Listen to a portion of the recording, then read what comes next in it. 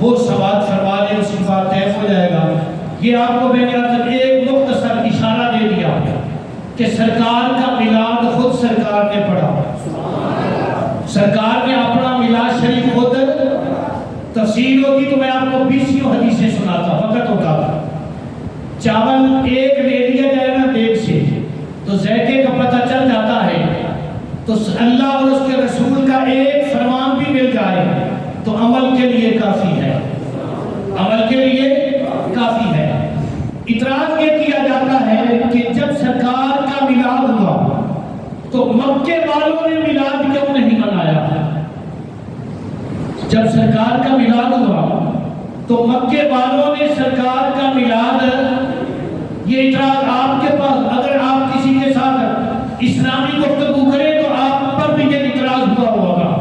اگر آپ کو تھوڑی سی بھی اسلام سے توجہ ہے، کہا جاتا ہے کہ مکے میں میلاد کیوں نہیں منایا گیا، تو میں آپ حضرات کو صرف سمجھانے کے لیے عرض کرتا ہوں، جب سرکار کی ولادت باسعادت ہوئی تو مکے میں سرکار کی والدہ محترمہ اور دادا جان سے ہٹ کر، صرف آپ کو سمجھانے کے لیے، اس وقت مکے میں مسلمان کتنے تھے؟ مکے میں مسلمان بتاؤ کتنے تھے؟ مکے میں کوئی مسلمان تھا جو سرکار کی آمد کا جشن مناتا؟ تو پھر کہا جاتا ہے کہ اس وقت تو وہاں کافر تھے، اس وقت تو وہاں، اور سمجھ آ رہی بات بھی کہ کوئی نہ، اس وقت تو وہاں کافر تھے، تو پاگلوں نبی کی آمد کا جھنڈا کافر اٹھائے گا؟ نبی کی آمد کا جھنڈا کافر نہیں اٹھا سکتا، نبی کی آمد کا جشن کافر نہیں منا سکتا۔ جب میرے نبی مدینے پہنچے تو وہاں میرے نبی کے غلام مسلمان تھے، صحابہ کرام تھے، تو وہاں کیا ہوا؟ 8 دن کے 14 دن پہلے انہوں نے ایک فورس بنائی، اس فورس کا کام یہ تھا کہ سرکار کی آمد کے راستے پر وہ مدینے سے نکل کر صبح صبح جلوس کی صورت میں سرکار کے راستے میں آ کر بیٹھ جاتے، شام تک انتظار کرتے، یار کی آمد کا انتظار کرتے۔ جب رات کا اندھیرا چھا جاتا وہ مایوس ہو جاتے، پھر گھر واپس لوٹ جاتے، اگلے دن پھر وہ جلوس کی صورت میں راستہ مصطفیٰ میں آ جاتے۔ آپ کے دماغ میں یہ بات تاریخ کی بتلا رہا ہوں، صحیح مسلم میں یہ اس بات موجود ہے، جس دن سرکار کی آمد ہوئی وہاں کافر تھے، جب آمد ہوئی کچھ ریت نکال کر یہاں مسلمان تھے مدینے میں۔ اب جب مسلمانوں میں آمد ہوئی، جب مسلمانوں میں آمد ہوئی، جب مومنوں میں آمد ہوئی، تو پھر کیا انداز تھا؟ مدینے کے گھروں کی چھتوں پر عورتیں چڑھی ہوئی تھی، بچے اور بچیاں یہ گلیوں میں دوڑ رہے تھے، صحابہ جلوس کی صورت میں آمنہ کے لال کو مدینے میں داخل کر رہے تھے، اور ہر ایک یہی کہہ رہا تھا، طلع البدر علینا من ثنیۃ الوداع وجب الشکر علینا ما دعا للہ داعی۔ اے مومنو، تمہیں مبارک ہو، آج تم پر چودھویں کا چاند چڑھ گیا ہے۔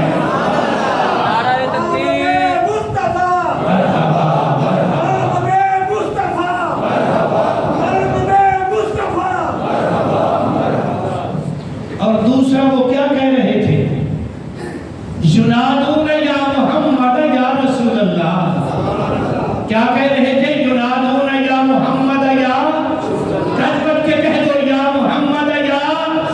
اب آپ کے دماغ کو ہلا کر یہ عرض کرنا چاہتا ہوں کہ جب نبی کافروں میں آئے تو کافروں نے نہ جشن منایا، نہ پرچم لہرائے، نہ خوشیوں کا اظہار کیا۔ جب مومنوں میں جلوہ گری ہوئی، مومنوں نے جلوس بھی نکالا، آمد کی خوشی بھی منائی، جلوس بھی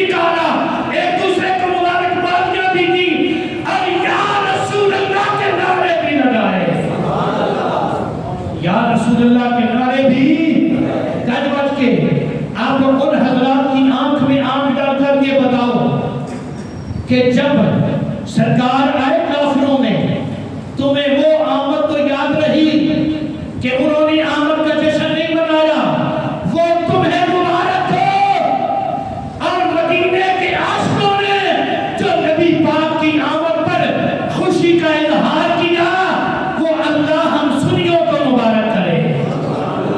الحمدللہ ہم آقا کریم علیہ السلام کی آمد کا میلاد مناتے ہیں، سرکار کی آمد کا جشن، سرکار کی آمد کا تذکرہ، سرکار کی آمد کی مبارکبادیاں، اور آقا کریم علیہ السلام آپ حضرات میں سے، اسی لیے تو اللہ نے ہم سب کے سینوں میں مدینہ شریف کا پیار سب سے زیادہ ڈالا ہے۔ کیوں؟ مدینہ شریف وہ ہے جو میرے نبی کی آمد کے لیے 1000 سال پہلے شہر بنایا گیا تھا۔ یہ بھی میلاد شریف کی تاریخ ہے۔ آج ہم 1 روپیہ خرچ کریں نا میلاد پر، کہتے ہیں یہ فضول خرچی ہے۔ کیا کہتے ہیں؟ یہ فضول خرچی ہے کہ جملہ لے کر جاؤ۔ یہاں کا جو بادشاہ تھا تبع اول، اس نے میرے نبی کے میلاد پر یہاں 400 مقام بنائے اپنی جیب سے خرچ کر کے۔ کتنے مقام بنائے؟ 400 مقام بنائے۔ اگلا جملہ اتنا بہترین ہے، اتنا پیار اور محبت والا ہے، شاید آپ تڑپ جائیں لیکن امید نہیں ہے۔ تبع اول نے 400 مقام جن علماء کے لیے بنائے کہ تم ان میں رہ کر آمینہ کے لال کا انتظار کرو، اور 400 کے بعد ایک جو مکان بنوایا وہ کوٹھی بنوائی، 2 منزلہ مکان۔ پرانے لوگ بیٹھے ان سے پوچھو 2 منزلے مکان پہلے نہیں ہوا کرتے تھے۔ پہلے 1 منزلے اگر کسی کو کچا بھی نصیب ہو جاتا وہ بڑا خوش قسمت ہوا کرتا تھا۔ گاؤں میں جس بندے کا 2 منزلہ مکان ہوتا اس کو کوٹھی کہا جاتا تھا۔ تو آج سے جناب تقریباً 2500 سال پہلے تبع اول نے مدینہ شریف میں میرے نبی کی آمد کے لیے میرے نبی کے نام کی ایک بہترین کوٹھی بنوائی، اس کو سرکار کے نام وقف کر دیا۔ اس وقت اس میں ابو ایوب انصاری کا ڈیرا تھا۔ جب سرکار کی آمد ہوئی، وہ خط جس بندے کے پاس تھا اس کا نام ابو لیلہ تھا۔ جب سرکار نے وہاں ڈیرا لگایا، وہ ملنے کے لیے آیا، ابھی وہ سرکار سے مخاطب نہیں ہوا، سرکار نے فرمایا ابو لیلہ آ گیا ہے۔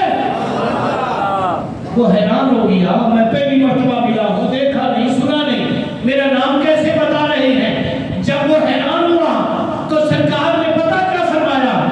اپنی جیب میں ہاتھ ڈال، اپنی جیب میں، اب میری ستی ہوئی قوم اللہ آپ کو مدینے لے جائے، فرمایا اپنی جیب میں ہاتھ ڈال اور 1000 سال پہلے لکھا ہوا خط جو میرے نام کا ہے میرے حوالے کر دے۔ توبہ نے جو خط لکھا تھا نا سرکار کے نام پر، اس کے نیچے جو مہر لگائی تھی نا، مہریں تو عام چلتی تھی لکڑی کی یا جناب آلو پر بنا کر، لیکن اس نے جو مہر بنوائی، فتح الباری شرح بخاری میں لکھا ہے، اس نے وہ مہر عام نہیں بنوائی، اس کو پتا تھا یہ سونے کی نام کی مہر ہے، اس نے سونے سے مہر بنوائی جو میرے نبی کے نام پر لگائی۔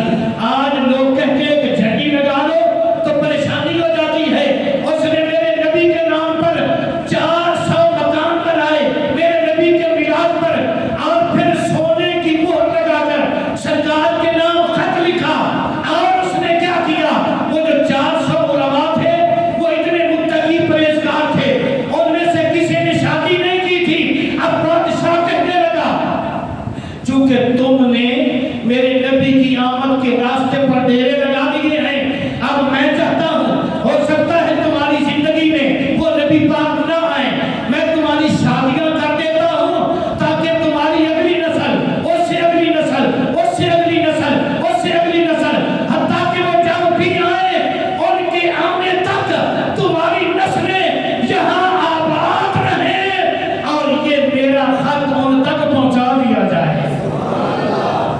400 عورتیں خریدی، 400، پہلے 400 مکان بنوائے، پھر 400 عورتیں خریدی اور ان علماء کے نکاح کیے۔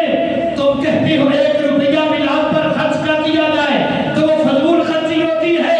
اور زمانے والوں، نبی پاک کے آنے کے بعد یہ میلاد نہیں منایا جا رہا، بلکہ ہزاروں سال پہلے میرے نبی کی آمد کے چرچے اس دھرتی پہ اللہ کروا رہا تھا۔ نبی میرے